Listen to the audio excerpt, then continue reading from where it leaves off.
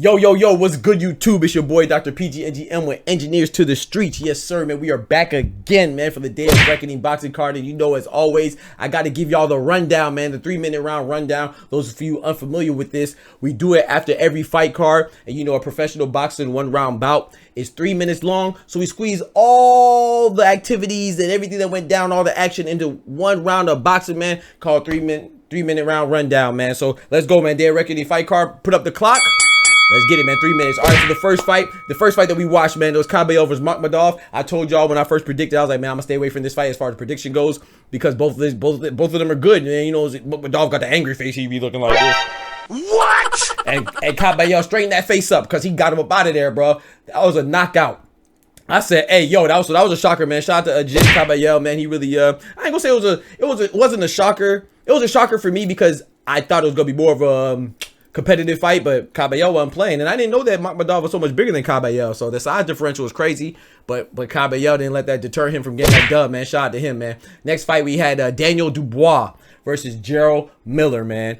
Jerrell Miller and Daniel Dubois. Yes, sir. Daniel Dubois, man. Hey, that was crazy. The Daniel Dubois fight was crazy. I said we called this one. We said that we thought we had Daniel Dubois winning in decision and almost went the full 10 rounds, but Daniel Dubois got him up out of there in the final round, man. A shout out to Jerrell Miller, man. You know, I don't really care for Jerrell Miller. I feel like I feel like he bumps his gums more than he pops his fist, but he definitely came to fight, you know, with his soggy body and all that. These biscuits.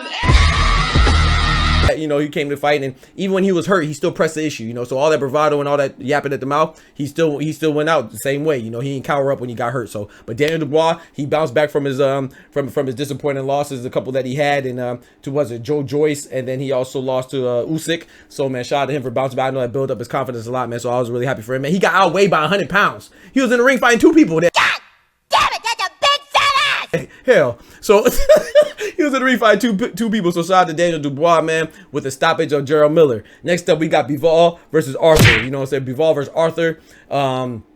Man, this one we call right. This one I actually put money on. You know, the return wasn't that good, but we had Bivol winning, beating Arthur up, man. Shout out to Arthur. He was a game fighter. He just didn't have enough. And I didn't really like how the commentators were saying that he just came to survive. I did not see that. I just think that he was being beat by Bivol, who's one of the best right now, especially at the light heavyweight division, man. He's considered the best, and that Bivol just looked better. But Arthur he came to fight. He was, even when he could have quit and the ref was about to stop it, he told the ref stop it and gave Bivol an uppercut, a smooth one. So man, shout out to Arthur, man. You know, he went out there to fight. It was only his second loss. He lost to Yarde and now Bivol. So no shame in that, man. Shout out to Bivol for winning me that money. But it was a parlay. So we about to get into that later because I messed up all my parlay, man. And you know what we about to talk about right now? Wilder and Parker, man. I was wrong about this one, man. We were right about Bivol, right about Dubois, wrong about Parker and Wilder, man. Wilder came out. He was looking very like timid, too timid, cautious, very cautious, man, and reserved and too conservative, man. We never seen Wilder like this, man. Like he just had a whole another philosophy. Like he was at peace. And that peace, you don't want to be. What? The ring is the wrong place to be when you at peace. You know what I'm talking about? You're supposed to be at war, you know, with your opponent. He was at peace with his opponent, damn near holding his hand.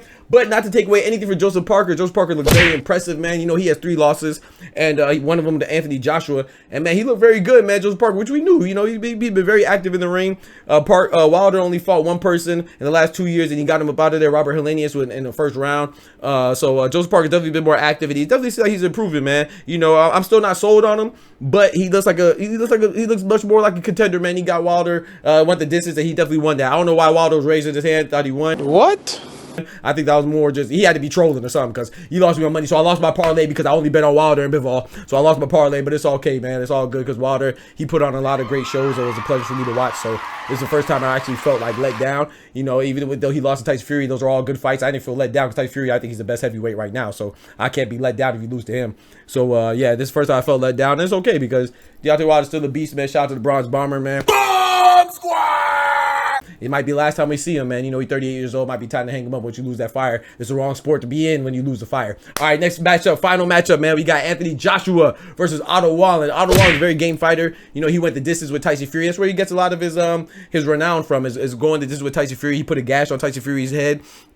Yeah, he went the distance. He looked all right. I ain't gonna say he looked good against Tyson Fury, but you know, no one expected that, so you knew he was a tough guy. And Anthony Joshua, he came to fight Anthony Joshua, but it just wasn't enough. Anthony Joshua put that work to him, got him up out of there. I actually made a last second bet. I know y'all gonna be back. I told y'all I wouldn't put money on Anthony Joshua because I don't trust him. But after losing that my parlay, I said, man, let me throw this little money on Anthony Joshua. Let me get a little bit of that back. So I got a little bit of that back, man. Anthony Joshua with a knockout. Yeah, man, he just didn't have enough. So we were right. We did predict that though. We didn't predict the knockout, but we predicted that Anthony Joshua would win. And I thought it was going to go the distance, but he surprised me with a knockout. So we were right. 3 out of the 4 fights that we predicted, we were 75% today, so it's not bad.